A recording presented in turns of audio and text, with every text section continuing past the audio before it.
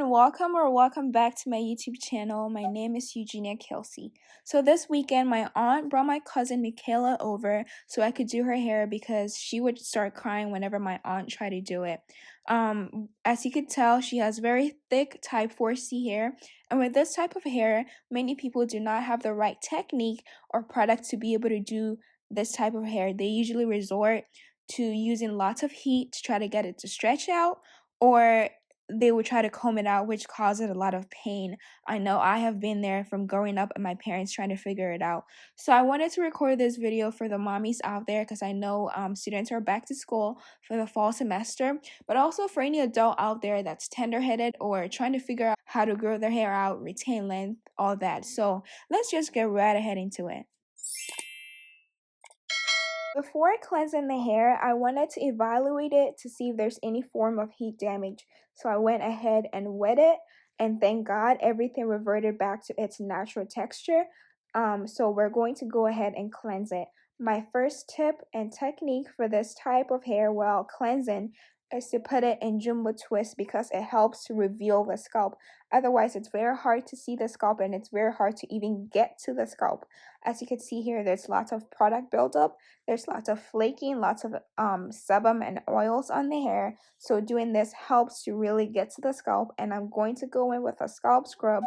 You guys know the scalp is also part of the skin, so you need to be able to exfoliate it just as you do your skin. So with the scrub, we're going to go in there, exfoliate the scalp, get rid of all those products buildup on there. And I'm going to help do this by using the Cosys pomegranate shampoo. I like pomegranate shampoo because of the punic acid in it. It helps to strengthen the hair follicles, and this product also has salicylic acid in there.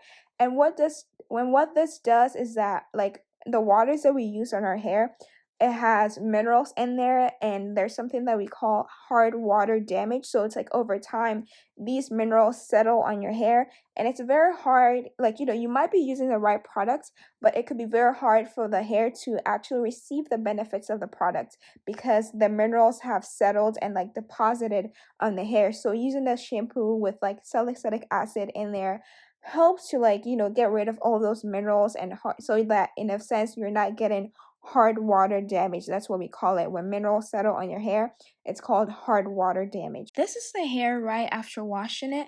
The scalp is very clean, but let's also take a look at the actual hair shaft, which is the hair that I'm holding. Let's take a look at the difference in appearance. I'm going to do a side by side of the before and after washing it. And as you can see, the after is more shinier, it's more elastic, and there's no tangling. Like, if I were to go ahead and wash it right as it was, I would have had more tangling than I do now. So the hair is ready to be deep conditioned. To deep condition, I'm going to be using the Cosys Moringa and Fenugreek Deep Conditioning Smoothie. This deep conditioner just melts into your hair. I mean, look at it. Also, one technique that I do have is I'm going to tell you guys what to look for in a good deep conditioner. A good deep conditioner should have a humectant. A humectant helps to retain and preserve the moisture in your hair. So if you deep condition, let's say once a week, it should be able to retain moisture for 4 to like 7 days, So if you're using a deep conditioner that's not really good, you're always going to have to deep condition, and that is also manipulating your hair, which causes shedding and breaking and stuff like that. So you want a deep conditioner that has a good humectant. Examples of humectants is glycerin, which this product has, or honey. There are other forms, but look for humectants. The back of her hair is the most thickest. So as you can see here, I brush from the tip to the roots. Do not start from the roots because you're going to break the hair. Detangle from the tips to the roots, and it's also helpful to elongate the hair. So you can see me stretching the hair, and this helps to stretch the hair a little bit so that the shed hair is easier to come out and you're not ripping the hair out. This is all the shed hair that we got out of detangling her hair, and look at her, she's smiling ear to ear. As you could see, it did not hurt. She's not crying, and we didn't have to rip her hair out to be able to achieve this. You need the right techniques, and you also need the right products. Another thing to look for in a good deep conditioner is an emollient. Emollients are what helps you give that wonderful, luxurious feeling in the hair that's very soft to touch. You guys, look at this. Look at this definition just from deep conditioning alone. Like, oh my god. But yeah, basically a lot of people when they deep condition their hair, they're like, I've never had a product that leaves my 4C hair feeling this soft or, this nice. And that's because the products that you're using may not have the right emollient for your hair texture. If you have a hair texture that's 4C, you need something that softens the hair, that makes it soft to touch, that just makes, like, just look at this video just speaking for itself. One thing to also notice here is that the hair is way more shrunken than when we first started with it, and this is a sign of hair elasticity. When your hair is elastic, that means that the protein bonds in your hair that helps to strengthen your hair has been protected. So this is a sign that the hair is more strengthened and it's also less prone to breakage. Before you wash the deep conditioner out, just look at how the hair soaked it all up. Like, we've been twisting for like 30 minutes and it just ate it up. Like, I went ahead and washed the deep conditioner out, and even after washing it out, it still maintained its definition. The final steps will be to moisturize the hair with a leave-in conditioner and to also seal that moisture with an oil. Here, I'm using the Curlsys Moisturizing Leave-In Conditioner, which is aloe vera juice, and I'm also using their aloe infused oil to be able to do this. And yeah, that is mostly it. We went ahead and braided the hair up because she's going back to school, and this braid will be a good, really protective hairstyle to, maintain the length that she grows and to also not mess with her hair too much.